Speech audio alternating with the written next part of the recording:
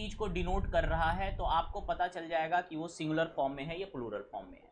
जैसे कि इकोनॉमिक्स जो है एक सब्जेक्ट को डिनोट कर रहा है, न्यूज़ जो है ये किस चीज़ को डिनोट कर रहा है, किसी इवेंट के बारे में जो आर्टिकल होती है, किसी इवेंट के बारे में जो बताया जाता है उसको डिनोट कर रहा है।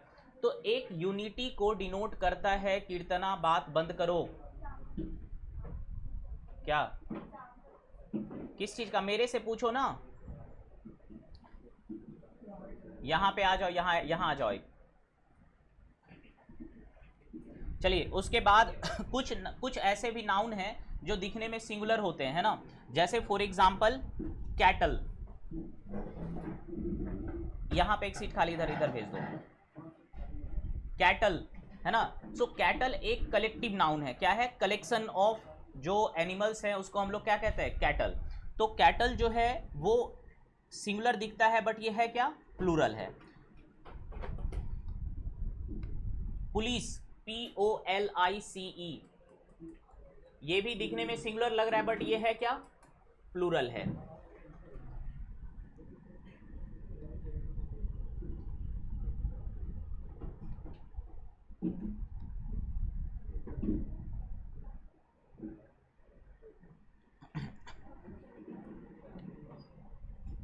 उसके बाद लिखो कुछ ऐसे नाउन होते हैं,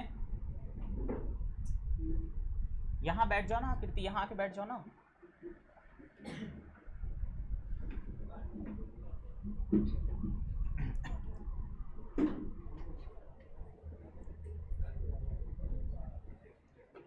Some nouns are used in singular form only.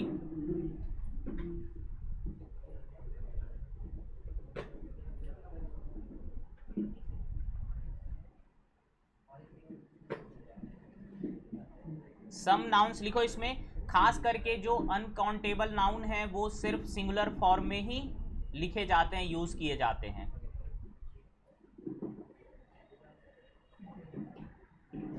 सुनो आयुष, यहां आके बैठो।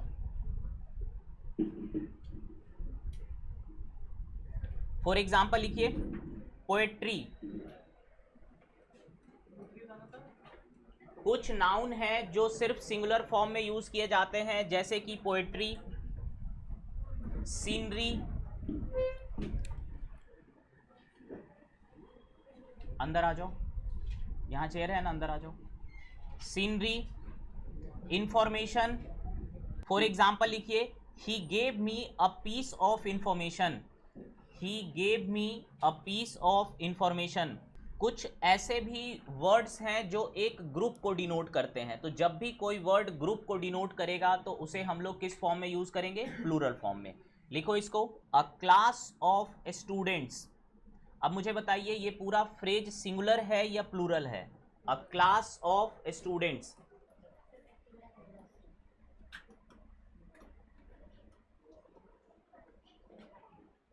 सबसे पहले तुम्हें सोचना होगा कि क्लास ऑफ स्टूडेंट जो है ये यूनिटी को रिप्रेजेंट कर रहा है, यूनिटी को दिखा रहा है या फिर ग्रुप को दिखा रहा है। क्लास यूनिटी को दिखाता है, इसीलिए क्लास के पहले ए लगाया गया है ना। क्लास ऑफ स्टूडेंट्स, बहुत सारे स्टूडेंट्स हैं और उनका एक कंबाइंड क्लास है, ठीक है, तो इसीलिए इसको जो है ये क्या है, सिंगुलर। जैसे कि board of directors, for example एक वर्ड है बोर्ड ऑफ, हाँ डायरेक्टर्स। देखो ध्यान से, डायरेक्टर्स बहुत सारे हैं बट उन सब का कंबाइंड फॉर्म को रिप्रेजेंट कर रहा है बोर्ड ऑफ डायरेक्टर्स, तो ये क्या हो जाएगा, सिंगुलर हो जाएगा। पूरा फ्रेज क्या है, सिंगुलर है। इसमें जो मेन वर्ड है डायरेक्टर्स, ये जरूर प्लूरल है बट चूंकि डायरेक्टर्स के बारे में हम लोग बात नहीं कर रहे हैं, उसके बोर्ड के बारे में बात कर रहे हैं, उन सबका एक ग्रुप के बारे में बात कर रहे हैं, तो ये सिंगुलर हो जाएगा। जैसे लॉ, सिंगुलर फॉर्म है, इसका प्लूरल क्या होगा, लॉज, है ना। और जब हम लोग कोड ऑफ लॉ लिखते हैं, क्या लिखते हैं, code of law, code of laws, ये क्या हो जाएगा, एक सिंगुलर हो जाएगा। सो किसी भी चीज में जब यूनिटी दिखाते हैं तो उसे हम लोग क्या कहते हैं, सिंगुलर हो जाता है वो। जैसे शूज, जूते, प्लूरल है, लेकिन अगर कोई आपसे कहे पेयर ऑफ शूज तो क्या हो जाएगा, ये सिंगुलर हो जाएगा। एयर, हवा, उसका प्लूरल फॉर्म क्या होगा? AIR, एयर का प्लूरल फॉर्म क्या होगा? एयर्स।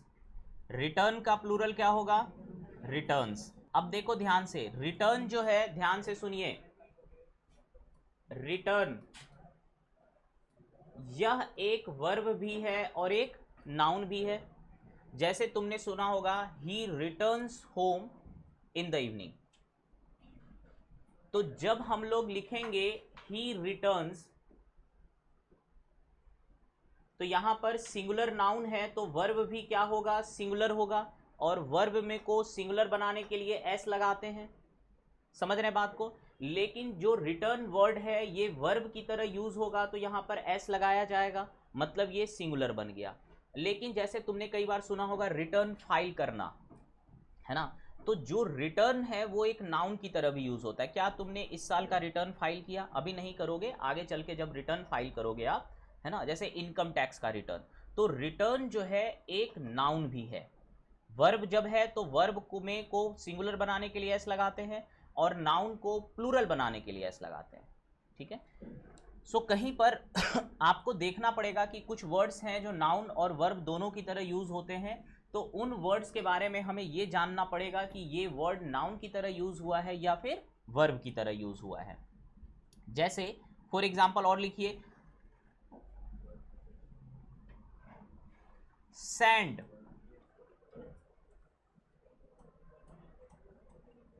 क्या है इसका मतलब? क्या होता है? रेत। ठीक है, जब हम सैंड्स लिखते हैं SANDS, तो क्या मतलब है? बहुत सारे रेत। इसका मतलब होता है डेजर्ट। सैंड की जगह अगर हमने सैंड्स लिखा है it means desert. Wood, WOOD, wood means लकड़ी।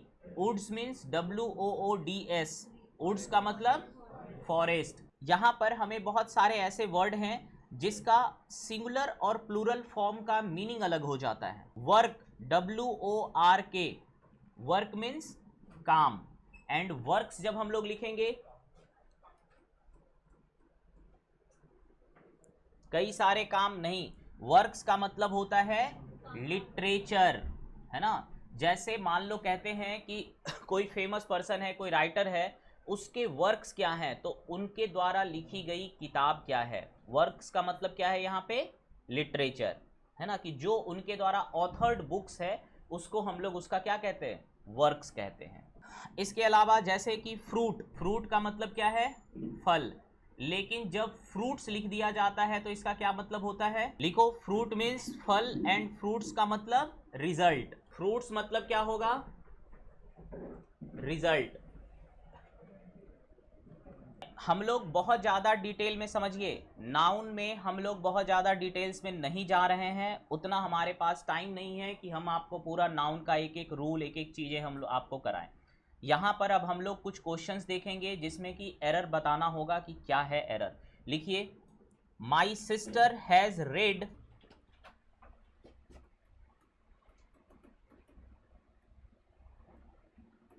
My sister has red pages after pages of the Bible,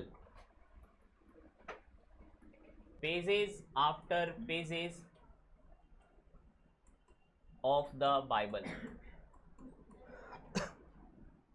क्या आप में से कोई है जो बता सकता है इसमें किस जगह पे एरर है? सबसे पहले यहाँ पर सुनो, यहाँ पर क्या गड़बड़ी है? दिस इज सब्जेक्ट जो कि नाउन है, तो ये तो सिंगुलर है, तो यहाँ पर हैज का यूज जो है सही है। पेजेस आफ्टर पेजेस नहीं कहते हैं, पेज आफ्टर पेज कहते हैं। क्या कहेंगे? Page after page.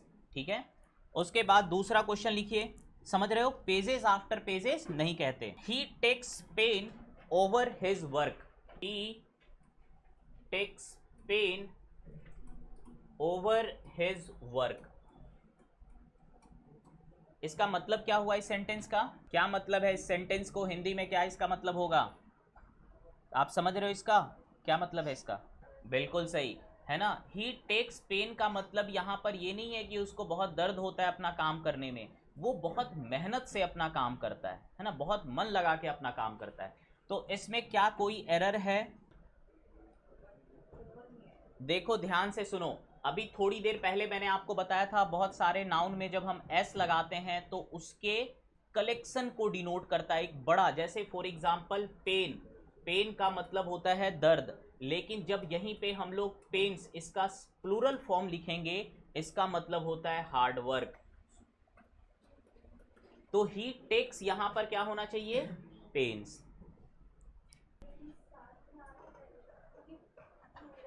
नहीं, उससे कोई प्रॉब्लम नहीं है ना। पेन, पेन का मतलब है दर्द, और जब जैसे हमने देखा था वाटर, वाटर मीन्स पानी, एंड जब वाटर्स लिख देते हैं तो उसका मतलब होता है ओशियन, एक बहुत बड़ा वाटर बॉडीज है ना। तो पेन का मतलब दर्द है, लेकिन पेन्स का मतलब दर्द नहीं है, पेन्स का मतलब है बहुत effort, extra effort, hard work है ना।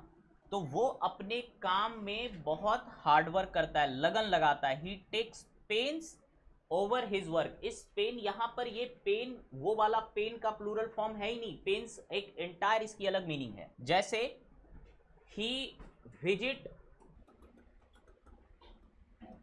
फॉरेस्ट, क्या ये सही है sentence?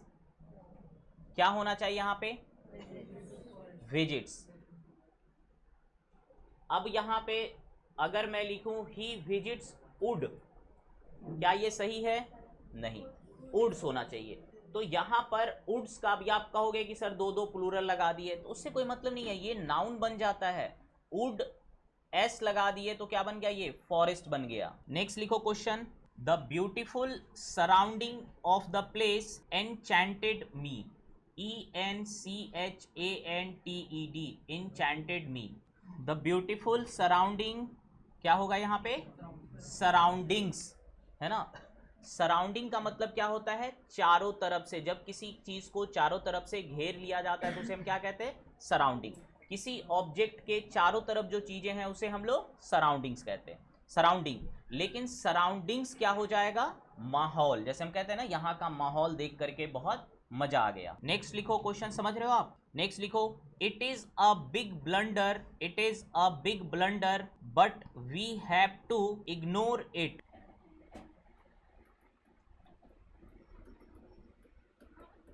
It is a big blunder but we have to ignore it। एक दिन आई थिंक पिछले क्लास में मैंने एक चीज बताया था आप लोगों को कि कोई भी वर्ड के पहले, जैसे ब्लंडर, ब्लंडर का मतलब क्या होता है? नुकसान। तो बिग नहीं आएगा, राइट, क्योंकि ब्लंडर का मतलब ही होता है बिग मिस्टेक। सो ब्लंडर अपने आप में बहुत बड़ा है, तो उसके पहले बिग लगाने का कोई मतलब है क्या? कोई मतलब नहीं है। नेक्स्ट क्वेश्चन लिखिए, I read the letter, I read the letter and made him aware, I read the letter and made him aware of its content, of its content. क्या होना चाहिए यहाँ पे? क्या होना चाहिए? कंटेंट्स होना चाहिए, ठीक है। कंटेंट का मतलब क्या होता है और कंटेंट्स का क्या मतलब होता है? कंटेंट्स का मतलब होता है, जब एस लगा देते हैं तो उसका मतलब होता है कि everything that is given in that particular book और फिर लेटर, है ना। सो कंटेंट्स होगा। नेक्स्ट लिखो, they left their luggages, LUGGES, luggages, at home by mistake, luggage होगा, क्योंकि हमने देखा कुछ वर्ड्स हैं जो दिखते सिंगुलर हैं लेकिन होते प्लूरल हैं। लगेजेस नहीं कहते, लगेज इटसेल्फ डिनोट की बहुत सारे सामान। लगेज का क्या मतलब होता है? बहुत सारे बिलोंगिंग्स, जो भी हमसे हमारी बिलोंगिंग्स है उन सब के कलेक्शन को हम लगेज कहते हैं। नेक्स्ट लिखो, the ticket window, the ticket window remained closed, the ticket window remained closed through out the day. सबसे पहले आपको समझना होगा क्या होना चाहिए। मुझे बताइए टिकट विंडो का क्या मतलब होता है?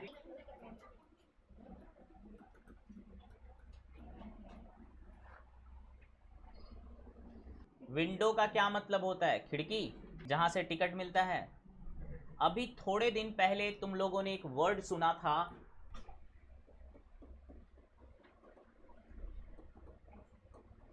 सुना था ये वर्ड, ये फ्रेज सुना था? क्या मतलब होता है इसका? उस खिड़की जिससे करेक्शन होगा, नहीं ना? क्या मतलब था इसका?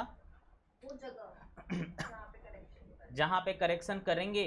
तो टिकट विंडो ओपन हुआ तुम्हारा 2 दिन के लिए, तो किस जगह पे करेक्शन किए? विंडो डिनोट्स, जब भी हम किसी चीज के बारे में विंडो लगाते हैं जैसे टिकट विंडो, तो ये डिनोट किसी प्लेस को नहीं कर रहा है, ये डिनोट कर रहा है विंडो मीन्स पीरियड। क्या मतलब? पीरियड, कि करेक्शन की पीरियड क्या है। सो विंडो जनरली जो है किसी फिजिकल स्पेस को, जब किसी टिकट विंडो जो है उस फिजिकल प्लेस को डिनोट नहीं कर रहा, तो फिजिकल प्लेस बंद होता है ना, टिकट विंडो का मतलब वो टाइम पीरियड जिस समय पे आप टिकट ले सकते हैं। ध्यान से समझिए, जैसे तुमने कभी तत्काल की टिकट कटाई है रेलवे में, या किसी से सुना होगा, तो तत्काल की टिकट जो है सुबह 10 बजे से लेके 12 बजे तक कटती है। तो जब टिकट विंडो लिखा हुआ हो तो it denotes 10 AM to 12 PM, ticket window है वो, कि उस पीरियड के दौरान आपको टिकट मिलेगा। समझ रहे हो बात को? सो यहाँ पर जो मैंने क्वेश्चन लिखाया उसमें क्या डिनोट कर रहा है? प्लेस को। तो जब प्लेस को हम लोग डिनोट करते हैं तो वहां पे हमें क्या यूज करना चाहिए विंडो की जगह? Counter, the ticket counter. समझे? दोनों में अंतर आपको समझ में आया?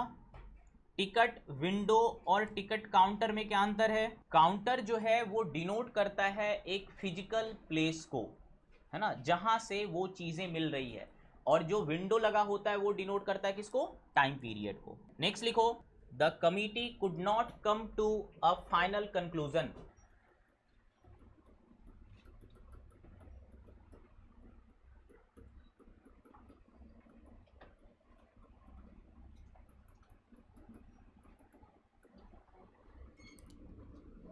इस क्वेश्चन में कहाँ एरर है? सोचो, थोड़ा सा दिमाग लगाओ, आसानी से ढूंढ सकते हो। फाइनल नहीं होगा। और किसी का कुछ कहना है? और कोई है? इन्होंने कहा फाइनल नहीं होगा। क्या फाइनल यहां से हटा दें? और किसको लगता है फाइनल हटा देना चाहिए? क्यों हटा दिया जाना चाहिए? क्योंकि कंक्लूजन में ही फाइनल है। कंक्लूजन का मतलब क्या होता है? फाइनल, लास्ट में जो चीजें होती है, तो इसीलिए यहाँ पे फाइनल का कोई मतलब है क्या? कोई मतलब नहीं है। लिखो next question, the astronomers, the astronomer, the astronomer who predicts the future, the astronomer who predicts the future, who predicts the future has arrived।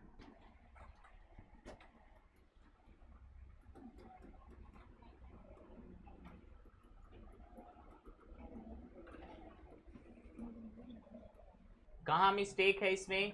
Astronomer future predict करता है, तो एस्ट्रोलॉजर फ्यूचर प्रिडिक्ट करता है। और कभी भी किसी व्यक्ति के बारे में हु प्रिडिक्ट्स द फ्यूचर, ये सही है, क्योंकि ये फ्रेज क्या कर रहा है? अच्छा, अब तुम्हें पता है कि ये क्या है? This is adjective phrase. Adjective क्यों है? क्योंकि एस्ट्रोनॉमर की क्वालिटी बता रहा है, एस्ट्रोनॉमर को स्पेसिफाई कर रहा है। किसके बारे में बात कर रहा है? एस्ट्रोनॉमर, जो कि ये करता है ना। जैसे कई बार तुम देखोगे, mister Sharma who is a doctor has arrived. यहां पर मिस्टर शर्मा हैज अराइव्ड, ये एक सेंटेंस है, और ये पूरा का पूरा फ्रेज क्या कर रहा है? मिस्टर शर्मा को स्पेसिफाई कर रहा है। ऐसे वर्ड जो किसी नाउन को स्पेसिफाई करते हैं उसे हम लोग एडजेक्टिव कहते हैं। तो आज जो हमारा मेन है उन्हीं एडजेक्टिव्स के बारे में पढ़ने का है। चलो लास्ट क्वेश्चन लिखो, he told me that, he told me that it was his friend's Mohan's house. दो बार एस नहीं आएगा। अगर यहां पर मोहन नहीं होता, अगर यहां पर ये वर्ड यूज नहीं किया जाता तो सही होता हिज फ्रेंड्स हाउस। लेकिन जब दो वर्ड यूज कर रहे हैं, फ्रेंड्स भी और मोहन भी, तो इसमें किसमें हम लोग एपोस्ट्रॉफी हटाएंगे? फ्रेंड में हटाएंगे। तो it was his friend Mohan's house. So कई बार मान लो it is two, let's say sibling है ए एंड बी, और हम कह रहे हैं कि ये जो घर है वो ए और बी दोनों का है, तो यहां पर हमें एज एंड बीज हाउस, समझ रहे हो? अगर मान लो मैं कहूं कि दिस इज योर्स हाउस या दिस इज राम्स हाउस तो सही है, लेकिन जब दो वर्ड दोनों का पोजीशन दिखाते हैं तो हम लोग एपोस्ट्रोफी एस हमेशा लास्ट वाले में लगाते हैं। तो पिछले वाले क्वेश्चन में हम लोगों ने फ्रेंड्स को हटाना था। हेडिंग डालो प्रोनाउन, लिखो प्रोनाउन क्या होता है। Pronoun is used in place of a noun, pronoun is used in place of a noun to avoid, pronoun is used in place of a noun to avoid its repetition. कई तरह के pronoun होते हैं। पहला जो है personal pronoun, personal pronoun, personal pronoun कहते हैं हम लोग इसको। कौन कौन सा है पर्सनल प्रोनाउन? लिखो I, me, we, us, you,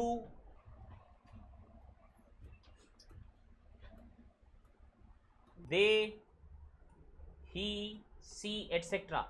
ये एक ऐसा प्रोनाउन जो पर्सन को डिनोट करे उसे हम लोग क्या कहते हैं? Personal pronoun. किसी पर्सन को डिनोट करे, तो ये सब किसी व्यक्ति के बारे में ही हम लोग लगाते हैं ना, किसी पर्सन के बारे में लगाते हैं। कुछ नेक्स्ट जो है वो है पोजेसिव प्रोनाउन, जो पोजेशंस को दिखाते हैं। पोजेशन का मतलब कि इसका पोजेशन है ना, मतलब कोई चीज मेरा है तो उसमें हम लोग क्या लगाएंगे? माइन, है ना। तो पोजेसिव प्रोनाउन जो है वो पोजेशन शो करता है। For example in, her, their, yours, ours, है ना। ये सारे क्या हैं? पोजेसिव प्रोनाउन है जो पोजेशन दिखाते हैं। इसके अलावा दिस, दैट, दोज, दीज, ये सारे डिमॉन्स्ट्रेटिव प्रोनाउन हैं।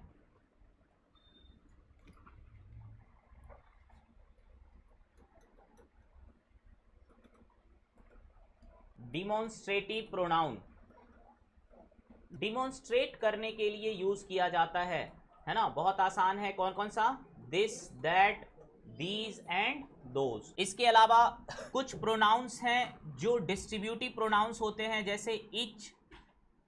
बस एग्जाम्पल वर्ड्स लिखो, इन सब का हमें यूज करना है कि किस तरह से यूज किया जाता है इन सब का। अपार्ट फ्रॉम इन सब के अलावा each, EACH, either, neither, every, none. लिख पा रहे हो? Each, either, neither, none, every etcetera, ये सब क्या है? डिस्ट्रीब्यूटिव प्रोनाउन है। आपको ये क्वेश्चन नहीं पूछा जाएगा कि बताओ कौन सा डिस्ट्रीब्यूटिव प्रोनाउन है, नहीं, बस इनके यूज के बारे में पूछा जाएगा, है ना। कुछ प्रोनाउन होते हैं जो इनडेफिनिट होते हैं, इसको लिख लीजिए, इनडेफिनिट प्रोनाउन, जिससे किसी डेफिनिट पर्सन का बोध नहीं होता। इनडेफिनिट प्रोनाउन, इनडेफिनिट, कोई फिक्स्ड व्यक्ति के बारे में नहीं कहा जा रहा, है ना। जैसे एवरीबॉडी, समबडी, नोबडी, क्या कोई पर्टिकुलर पर्सन के बारे में कहा जा रहा है? Everybody, somebody, nobody, anybody, someone, known, anyone. इसके अलावा भी कुछ प्रोनाउंस होते हैं, कुछ और भी प्रोनाउन है, जैसे who, which, where, who, which, where. अब ठीक है, बहुत सारे प्रोनाउन के बारे में देख लिया। अब हम सीधे चलते हैं इसके रूल के बारे में, ठीक है। मान लो किसी सेंटेंस में 3 प्रोनाउन यूज हो रहे हैं। फर्स्ट आपने सुना होगा पर्सनल प्रोनाउन 3 तरह का होता है, first person, second person, third person. तो फर्स्ट पर्सन मतलब आई और we, second person means you, third person means he, she, they, है ना। ये सब क्या है? थर्ड पर्सन है। तो अगर किसी सेंटेंस में तीनों पर्सन प्रोनाउन का यूज हो रहा है तो हमें किस तरीके से उसको लिखना होता है? सबसे पहले हम लोग लिखेंगे किसको? सेकेंड पर्सन को, यू, उसके बाद third person, you, he and I, है ना। बचपन में पढ़ा होगा इसको। हमेशा क्या है, पहले मान लो अगर तुम्हें कहना हो कि मैं और मेरी फ्रेंड घूमने जा रहे हैं तो क्या लिखोगे? आई एंड माई फ्रेंड, नहीं, माई फ्रेंड एंड। तो पहले हम लोग आई जो फर्स्ट पर्सन प्रोनाउन है उसको सबसे लास्ट में लिखते हैं। अब क्वेश्चन आता है कि इसके बाद यू, ही एंड आई, अब यहां पर हम लोग वर्ब क्या यूज करेंगे? एम स्टडिंग, मान लो 3 लोग पढ़ रहे हैं, यू, ही और आई, ये 3 लोग हैं जो पढ़ रहे हैं, तो यहाँ पे वर्ब कौन सा यूज होगा? एम यूज होगा? नहीं, यहाँ पे प्लूरल वर्ब यूज होगा। क्या होगा? आर, क्योंकि 3 लोग हैं। समझ रहे हो बात को? क्या है? 3 लोग हैं। जैसे for example you and he has done a good job. क्या मिस्टेक है इसमें? हैज की जगह क्या होना चाहिए? हैव होना चाहिए। क्यों हैव हुआ? क्योंकि 2 पर्सन है यहाँ पे, है ना, प्लूरल है सब्जेक्ट। कई बार हमने देखा कि जो है यू, ही एंड आई, अगर हमने मान लो इसी 3 व्यक्ति ने स्टडी कर रहे हैं, पढ़ रहे हैं, एक अच्छी बात है। अगर इन्होंने कोई मिस्टेक कर दी, इन्होंने अगर कोई मिस्टेक कर दी, तो हम क्या लिखेंगे? I, you and he have made an mistake, have made a mistake। जब कोई गलती कबूलनी होती है तो शुरुआत हम लोग अपने आप से करते हैं, और जब कोई अच्छा काम होता है तो लास्ट में अपने आप को बोलते हैं। घर में हम लोग इसका बिल्कुल उल्टा करते हैं। जब कोई अच्छा काम होता है तो पहले अपने बारे में बताते हैं, और कोई गड़बड़ काम हुआ तो सबसे लास्ट में अपनी बात बताएंगे, पहले पूरी दुनिया जहान का बता देंगे, है ना। तो यहाँ पर इंग्लिश में जो है, किसी भी लैंग्वेज में ये इस तरह से होता है। ठीक है, इस बात को समझे। कोई नेगेटिव अगर बात हो तो हम लोग स्टार्ट किससे करते हैं? First, second and third. लेकिन कोई पॉजिटिव बात हो तो सेकेंड, थर्ड और फर्स्ट।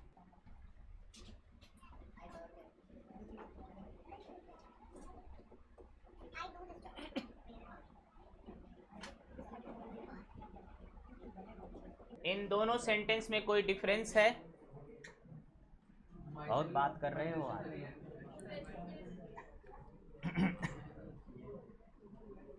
तुम उसे बात करने को मजबूर कर रही हो। इस सेंटेंस का ट्रांसलेट करवा देंगे, फिर बताओ इसका ट्रांसलेशन क्या होगा? तुम उसे बात करने को मजबूर कर रही हो। ये दोनों में कौन सा सेंटेंस गलत है, कौन सा सही है, या दोनों सही है? दोनों ही सही है। ठीक है, दोनों ही सही है। ठीक है, आई डिड दिस जॉब, मैंने इस काम को किया, मैंने इस काम को खुद ही किया, है ना। दोनों ही सही है।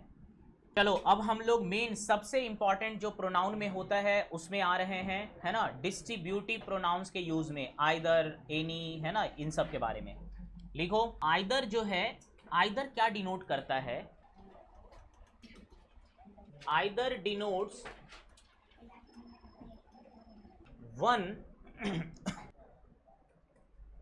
From two. किसी 2 चीज में से, किसी 2 में से एक को डिनोट करता है आइदर। ठीक है, सो आइदर एक्चुअली लिखो। 1 मिनट, अरे कहाँ से हल्ला कर रहा है? सिनेमा हॉल में पीछे वाले लोग हल्ला नहीं करते, आगे वाले करते। तुम लोग पीछे बैठ के हल्ला कर रहे हो। लिखो, कोई सेंटेंस लिखो। Either of these 3 friends, either of these 3 friends. यहां पर क्या ये सही है? 2 आएगा, क्योंकि आइदर हमेशा 2 में से एक के बारे में बात करता है, 3 में से एक के बारे में बात नहीं करता है। तो either of these 2 friends are, चलो डांसर। क्या ये सेंटेंस सही है? इज होगा। क्यों इज होगा?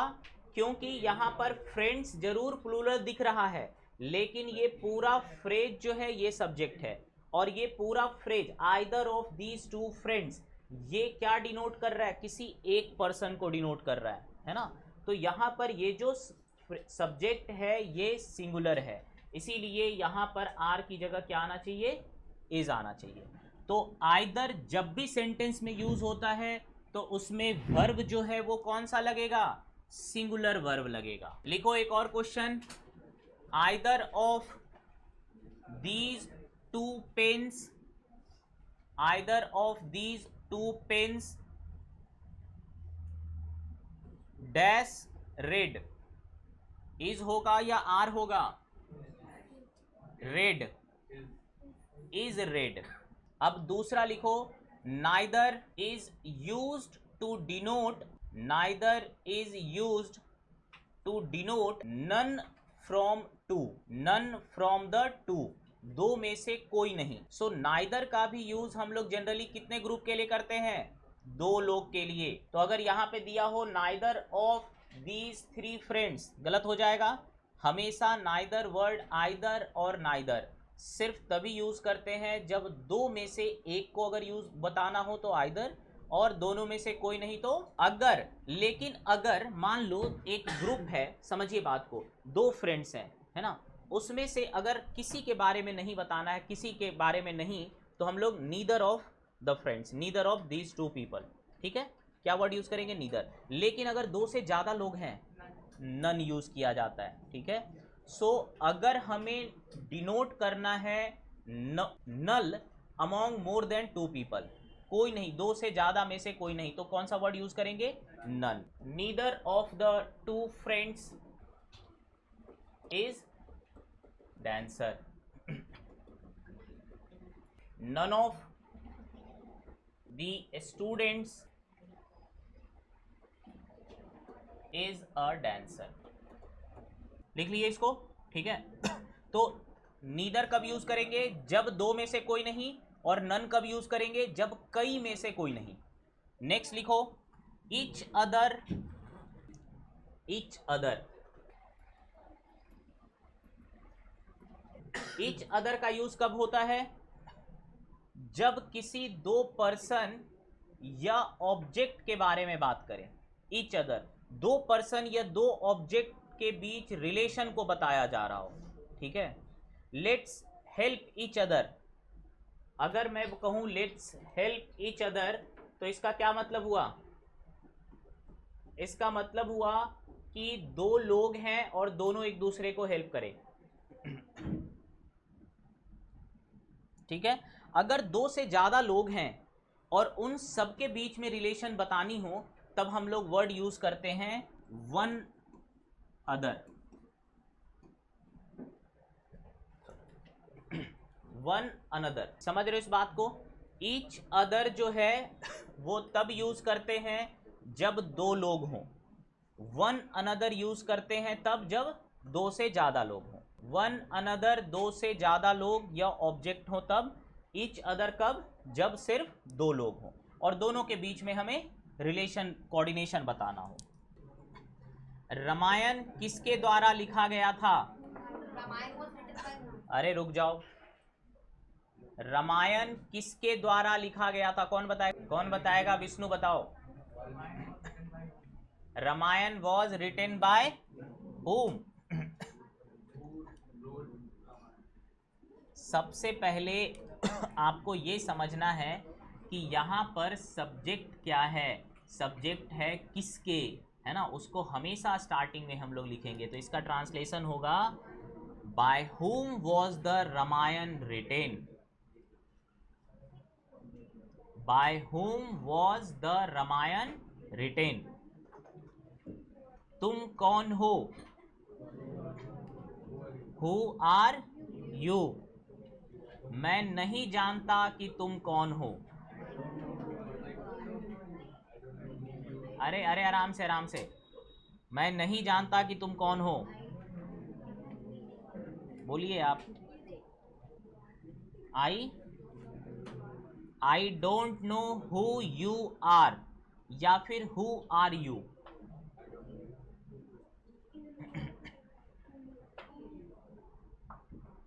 आई don't know who are you, या फिर I don't know who you are.